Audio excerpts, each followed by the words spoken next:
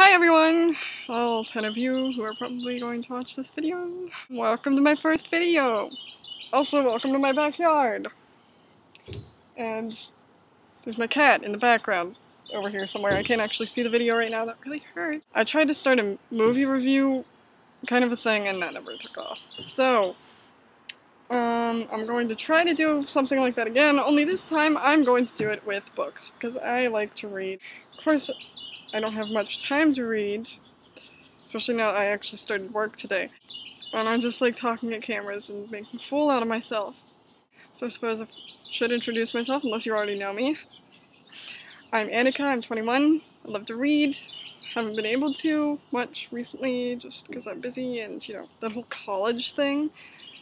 I did read nearly 100 books last summer, because I wasn't working for most of the summer.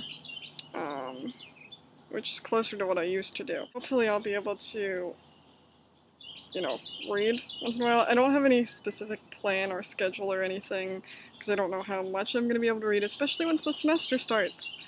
And filming, I'm only filming now because my parents aren't here. So anyway, without any further ado, let's get on to the book, shall we? So for this first review, I am reviewing The Windup Girl by Paolo. I think it's Bacigalupi, but I have no idea. I'm just throwing that out there. First of all, I read the first, about this much of this book, roughly.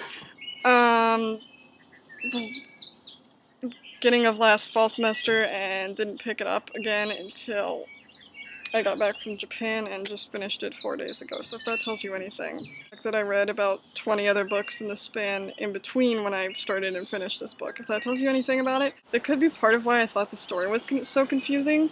I mean, I'm pretty sure it was kind of confusing anyway, but it didn't help very much. Not entirely sure what happened. There was some kind of power struggle between the poorer people and the richer people, and that's kind of what always happens, isn't it? And basically, calories are the new source of energy, so food is important. Well, not that it isn't anyway, but there's been some kind of mass, like, I want to say genocide, but that's not what I mean. If their plant's going to be a genocide. Anyway, there have been a bunch of plagues that have wiped out a bunch of crops, and a lot of people died and all this, and now there are only specific crops which you can actually eat without them being infected and infecting you and all of this nonsense. Like I said, I was slightly confused, and it was probably partly because I took so long to read it. There are a bunch of characters, and each chapter is from a different character's viewpoint, which can be done well, but it was kind of confusing. I didn't really have any connection to any of the characters, even by the end of the book, and even the title character, like, I didn't really feel for her at all. And at the end of the last half of the book or so, I think, it's a war. But I didn't really care about either side that much. I didn't really care who won, who lost, who died. I just was kind of like, okay, can we get this book over with? It's just not really what you want to do when you read, you know? I guess one good thing... Do you want to be in my video, Mrs.? You're interrupting me. Come here. This is Mrs. Say hi. She's decided that she's my cat now, because she's been following me around for the past 2 days and lying in front of me and playing guard cat. Anyway, back to what we were doing. It's set in Thailand, and I don't really know that much about Thailand, so I can't, you know, tell you whether it was accurate, but for someone who knows next to nothing about Thailand, it was pretty good. There were a lot of Thai words that they used, a few Chinese, and despite the Windup Girl, what's her name? Eriko? Emiko. My bad. See, I couldn't even remember her name.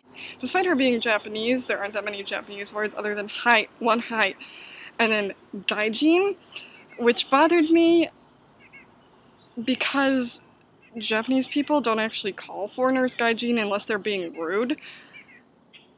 I know, like, we call ourselves gaijin. I called myself, yes, I'm schizophrenic. I called myself gaijin when I was in Japan, but it's actually the shortened version of the real word, which is gaikokujin, which is polite, and gaijin is like really, really rude to say. So, and she was thinking this about the American character, whose name was Anderson. He was helping her out, so she probably wouldn't be being rude to him, in which case she wouldn't be saying gaijin. I think my biggest problem with this book was that the writing style just didn't... It wasn't intriguing, it was too expository for my taste, which is kind of hypocritical because I like Victorian novels for the most part. But it wasn't done in any sort of way that made me invested in the story.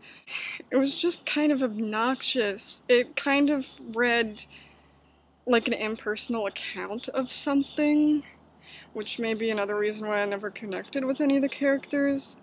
I don't know. It seemed kind of like a manual of how this world ran instead of a story. It's really hard to describe. I can't say that I hated this book. It just... I wasn't particularly invested in it, and I didn't particularly like it. So I guess I wouldn't say that it's necessarily something I would to buy. Necessarily, I would suggest borrowing it from the library or a friend first, if you're still interested, or birds, I swear. Stop interrupting! You're not birds. Are you bats? What are you doing out this? Anyway, so there's my first book review. I know it's a little awkward, but I have no idea what I'm doing. And I look a mess because I just got home from work, and it's also like 90 degrees and 70% humidity. Obviously, I don't know what I'm doing yet. If you couldn't tell, I have no clue what I'm doing. Right now, I'm just kind of babbling at the camera and hoping that I get stuff.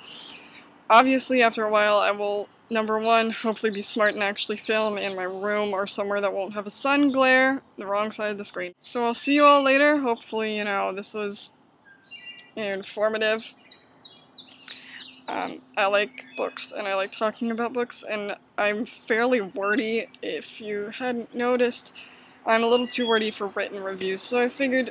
Don't claw that! I figured I'd do video reviews instead, while I'm yelling at cats. Hi! Wave!